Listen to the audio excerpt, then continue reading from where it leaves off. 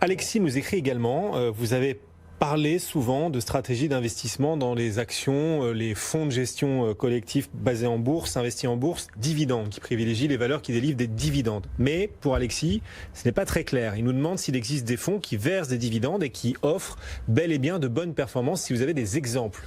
Stéphane.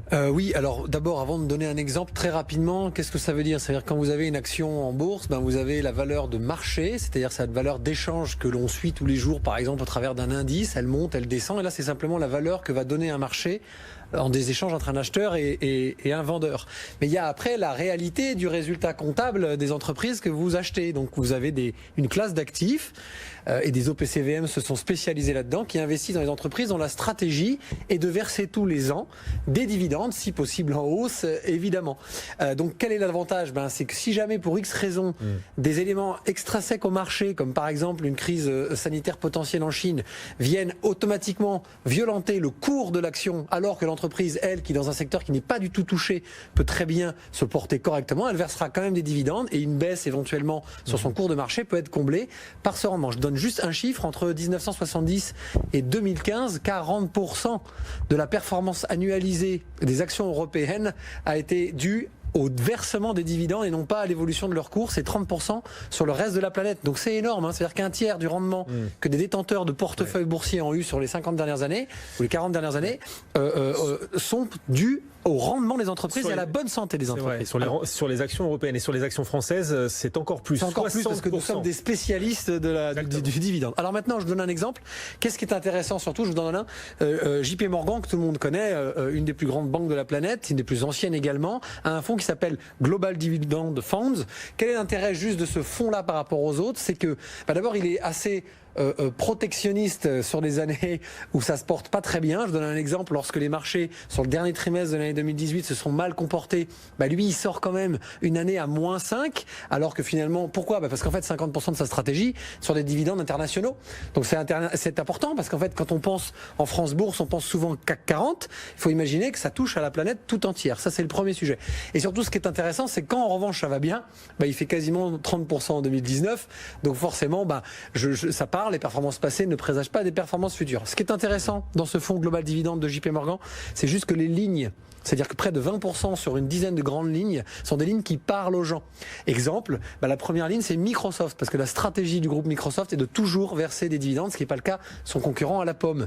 Vous avez aussi Google, la maison mère Alphabet de Google, qui est aussi dans cette dizaine de lignes. Mais vous avez aussi des choses connues en France, comme Vinci, qui a une stratégie de développement, parce qu'en fait ça marche, les autoroutes, les parkings, la construction, forcément dividendes distribués. Ou alors, la plus grande marque préférée de Warren Buffett, et si vous connaissez un peu ce riche investisseur, il vous expliquera, il fallait investir depuis toujours dans Coca-Cola. Pourquoi? Parce que d'abord, ça marche, c'est de la distribution et de la consommation, et il verse des dividendes depuis 50 ans. Et donc, Warren Buffett a cette stratégie de dividendes. Donc, pourquoi pas investir en bourse à travers des fonds qui privilégient les dividendes? En plus, ça apporte de la visibilité, un rendement régulier, une régularité qui est toujours très bénéfique quand on investit en bourse. Fiscalement, c'est intéressant ou pas? Ou c'est moins intéressant au contraire? Fiscalement? Non, fiscalement, ensuite, même on peut avoir un fonds, je dirais, qui distribue des dividendes et qui les capitalise au sein. Il y a différents types de parts. Tout dépend, tout simplement, je dirais, dans quelle enveloppe fiscale vous achetez votre fonds. Si vous achetez ce fonds-là ou un autre, dans le cas de l'assurance vie, vous profiterez de la fiscalité de l'assurance vie. Sur un compte titre,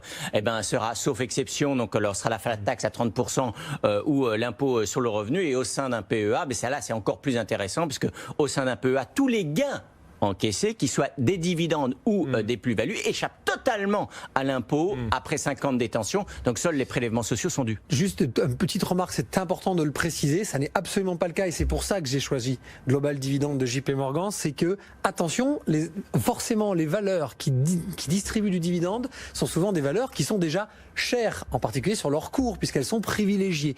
Donc la stratégie du gérant est aussi de trouver non seulement des valeurs qui sécurisent ce dividende chaque année, sans que le prix que vous payez pour l'action soit déjà trop pricé, comme on dit en finance, c'est-à-dire qu'il soit trop cher. Sinon, vous gagnez d'un côté en dividende, mais vous perdez en potentiel de revalorisation. Donc c'est un juste équilibre à trouver. Et puis il y a dividendes et dividendes. Certaines entreprises choisissent de verser les dividendes en actions. En actions. Ce qui crée un effet de levier. Évidemment. Ça peut être aussi intéressant. Évidemment. Alors, sur les grands groupes en particulier. Quand vous souhaitez vivre d'un portefeuille boursier, il y a différentes façons, d'obtenir des revenus réguliers. Soit vous investissez dans des fonds ou des titres en direct qui distribuent de gros dividendes. dividendes, mais là attention à la fiscalité, oui. on vient d'en parler, soit tout simplement vous capitalisez, c'est en fait les dividendes sont réinvestis chaque année, et puis par exemple en début d'année ou en fin d'année, ben vous vendez, je dirais, les lignes dont vous avez besoin pour vivre l'année d'après.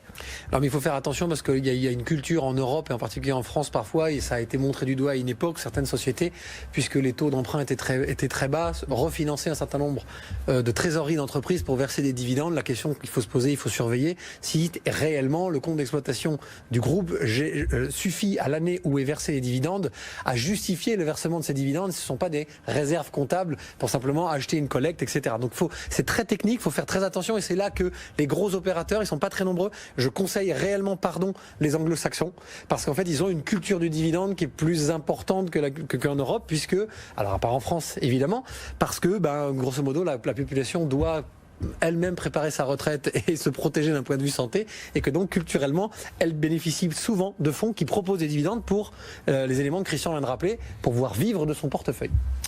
Allez, on passe à la question de Christophe, qui est médecin à Strasbourg. Il a 50 ans et son comptable l'incite à souscrire un plan d'épargne retraite pour payer moins d'impôts. Christophe, on connaît bien Christophe, c'est un éditeur